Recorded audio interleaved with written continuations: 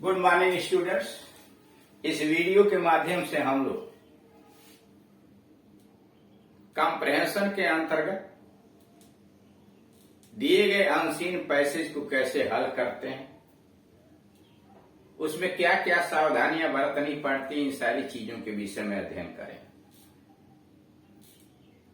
आप जानते हैं कि नवीनतम पाठ्यक्रम के अनुसार यूपी बोर्ड की परीक्षा हाई स्कूल के इंग्लिश के पेपर में अब 2 गद्य खंड आएंगे, 2 अनसीन पैसेज आएंगे। एक unseen passage MCQ type question पर आधारित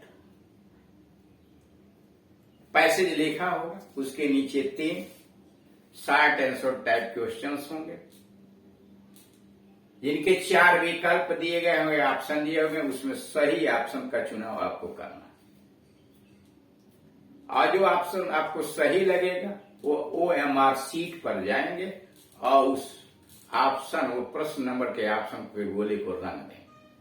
उदाहरण के लिए अगर आपको क्वेश्चन नंबर 1 का D सही लगता है, उचित ऑप्शन आपको D लगता है, आप OMR सीट के पहले नंबर क्वेश्चन के सामने जाएंगे जहां ABCD 4 गोले बनाए गए, बीच में ABCD लिखा। अब D वाले गोले को ब्लैक काले रंग के बाल पॉइंट पेन से पूरा रंग देंगे, आधा अधूरा नहीं रंगेंगे, इसलिए कि अब कॉपियां कंप्यूटर से जांच की जाएंगी। और अगर उसमें आपने सफेदा लगाया, कटिंग किया, आधा अधूरा रंगा, तो हो सकता है कंप्यूटर आपके आंसर को न उठाए। तो साफ सुथरा काम अब पूर्ण रूप से होना चाहिए। OMR सीट पर 20 नंबर के प्रश्न आएंगे। ये 20 नंबर के क्वेश्चंस आधे बुक से और आधे ग्रामर पोर्शन से होंगे, जिसमें ग्रामर पोर्शन में ये कॉम्प्रिहेंशन भी है, यानी 3 नंबर का कॉम्प्रिहेंशन का क्वेश्चन का आंसर आपको OMR सीट पर लिखना होगा। दूसरा जो पैसेज दिया जाएगा वह रिटन वर्क होगा, उत्तर पुस्तिका पर आंसर सीट पर उसका आंसर आपको लिखना होगा। वह एक पैसेज दिया होगा, उस पैसेज में 4 क्वेश्चंस दिए जाएंगे, 3 क्वेश्चंस 2-2 अंकों के होंगे, शॉर्ट आंसर टाइप क्वेश्चन। एक क्वेश्चन वोकेबुलरी पर साइनोनाइम एंटोनाइम्स टाइप का हो सकता है। यानी कुल 7 नंबर का प्रश्न उस पैसेज से पूछे जाएंगे, जिनका उत्तर आप अपनी उत्तर पुस्तिका में लिखेंगे। इस तरह से कुल अनसीन पैसेज में आपको 10 अंक हाई स्कूल में प्रश्न पूछे जाएंगे। साथ ही साथ इंटरमीडिएट की परीक्षा के अंतर्गत एक पैसेज आएगा जिसमें 15 अंकों का प्रश्न होगा। 7 प्रश्न पूछे जाएंगे, 4 प्रश्न 3-3 अंकों के होंगे, शॉर्ट आंसर टाइप क्वेश्चन, और 3 प्रश्न वोकेबुलरी, साइनोनाइम, एंटोनाइम, वर्ड सब्स्टिट्यूशन इत्यादि पर हो। अब इस प्रकार से आप देख रहे हैं कि हाई स्कूल में 10 अंक, इंटरमीडिएट में 15, कितना महत्वपूर्ण है। इसलिए उसको हल करने की विधि भी जाननी बहुत आवश्यक है।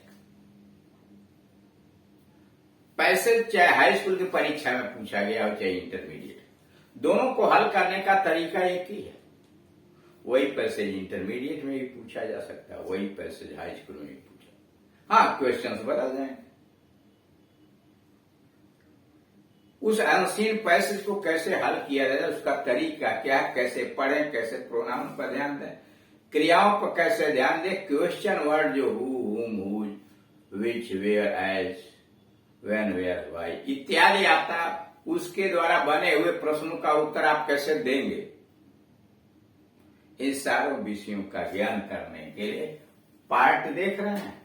पार्ट 1 से लेकर 3 तक के वीडियो और पार्ट 9 से लेकर 15 तक के वीडियोस के अंतर्गत यही सारी चीजें विस्तृत रूप से समझाई गई हैं। आप उसे देखें और वीडियो समझें, तब एक्सरसाइज देखें। जितना ही अधिक आप एक्सरसाइज करेंगे उतना ही अधिक आपका अनुभव बढ़ता जाएगा और बड़े आसानी से आप किसी भी गद्य खंड के आंसर्स को छांट सकते हैं। अनसीन पैसेज का मतलब ही होता है कि आपका बुद्धि, समझ, ज्ञान, रीडिंग स्किल क्या है उसके विषय में जानकारी प्राप्त करना कि क्या आप पैसेज को सही सही पढ़ पाते हैं, शब्दों का उच्चारण ठीक है, उसका मीनिंग आप समझते हैं, क्या पैसेज का भाव आप समझ पा रहे हैं, और अगर समझ पा रहे हैं तो दिए गए प्रश्नों का उत्तर आप अपनी भाषा में दे सकते। क्लियर। अब आइए एग्जाम्पल पर उदाहरण। Read the following passage carefully, नीचे के गद्य खंड को सावधानी पूर्वक पढ़िए and answer the questions given below,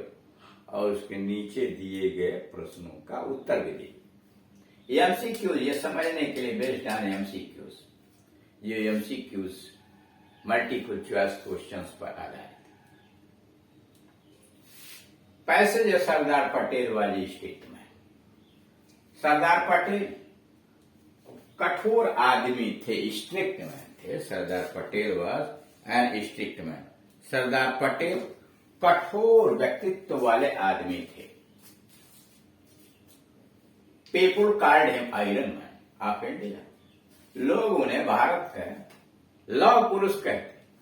people called him iron man of India, लोग उन्हें भारत का लौह पुरुष कहते। He was no doubt an iron man in the sense, वह इस अर्थ में निसंदेह लौह पुरुष थे that he was an efficient administrator, वह निसंदेह इस मामले में लौह पुरुष थे as in the sense that he was an efficient, सक्षम एडमिनिस्ट्रेशन, प्रशासक, इसलिए वो एक कुशल प्रशासक थे। बट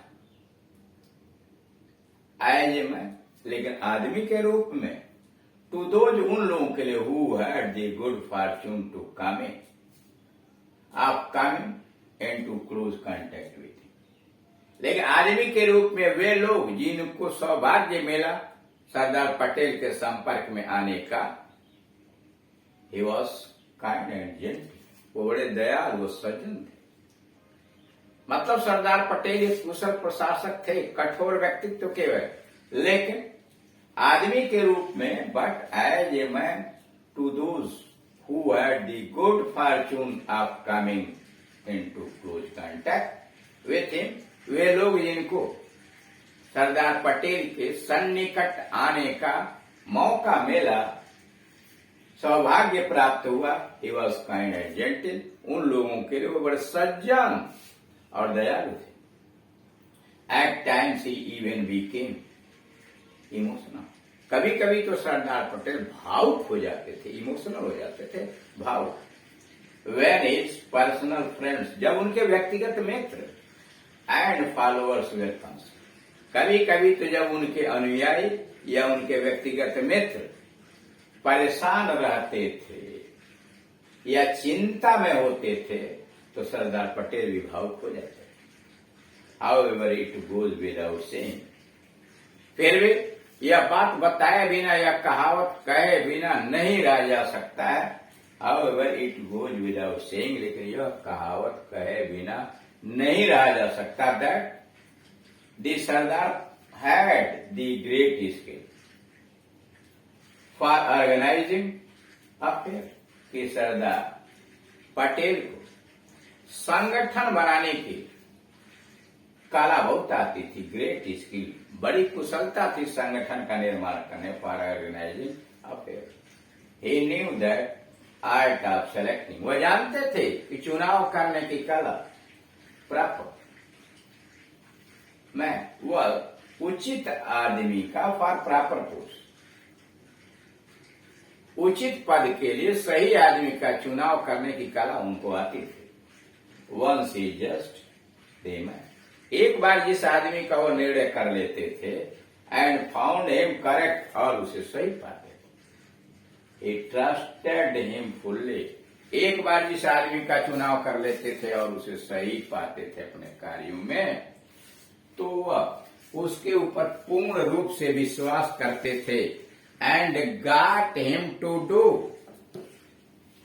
एनीथिंग ही वांटेड, और जो वह चाहता था उसके लिए कुछ भी करने को तैयार रहते।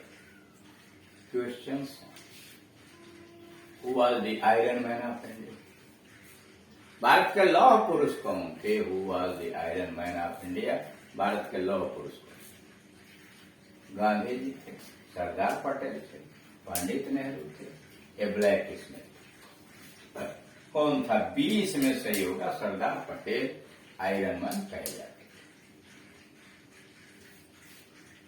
Number 2, how did Sardar Patel organise the affairs? कारा सरदार पटेल मामलों को कैसे संगठित करते थे? How did Sardar Patel organise the affairs? Sardar Patel किसी मामले को कैसे संगठित करते थे? लविंगली, बड़े प्रेम पूर्वक, पोलाइटली, विनम्रता पूर्वक, स्किलफुली, चतुराई पूर्वक, स्ट्रिक्टली, कठोरता पूर्वक। इसमें सी सही है। स्किलफुली, किसी भी मामले को बड़ी कुशलता पूर्वक वो हल कर लेते। Question number 3, the word efficient में बताइए एफिशिएंट का मतलब क्या होता है? दूसरा वर्ड मूल्य क्या होता है? क्या ना? एफिशिएंट, पर्याप्त, स्ट्रिक्ट, कठोर।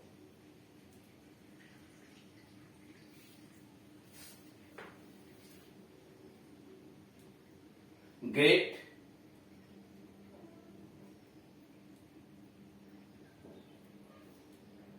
महान, वर्दी, योग्य। एफिशिएंट मतलब कुशल, वो योग्य, डी हो जाएगा। तो इस तरह से आप क्वेश्चन नंबर 1 पर जाएंगे और बी वाले गोले को रंगेंगे। क्वेश्चन नंबर 2 पर वो मार्कशीट में जाएंगे, सी वाले को रंगेंगे। क्वेश्चन नंबर 3 के सामने डी वाले गोले को आप ब्लैक पॉइंट पेन से रंगेंगे।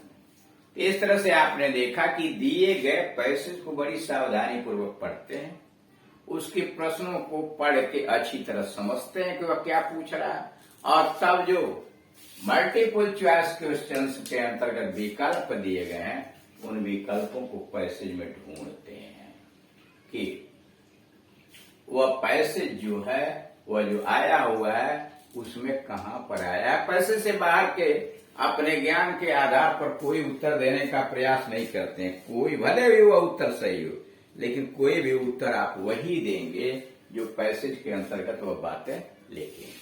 तो इस तरह से आप पैसेज को पढ़िए, उसका अध्ययन कीजिए, और अगर नहीं समझ में आता है तो आप इस नंबर पर 8115 730 220 या 9935 83 96 83 पर कॉल कीजिए और अपने समस्या का समाधान पाइए। इसके अलावा अन्य कोई ग्रामर पोर्शन आप देखना चाहते हैं तो चैनल का नाम दिया हुआ है, YouTube पर जाइए और वहां टाइप कीजिए KD Singh and Gunjan English coaching, और जो पढ़ना चाहते हैं टिप पैसिव इत्यादि वह टाइप कीजिए, सारे वीडियोज आपके सामने आ जाएंगे। इसलिए इंटरमीडिएट और हाई स्कूल के लगभग सारे कोर्सेज YouTube पर अपलोड कर दिए गए हैं। Thank you.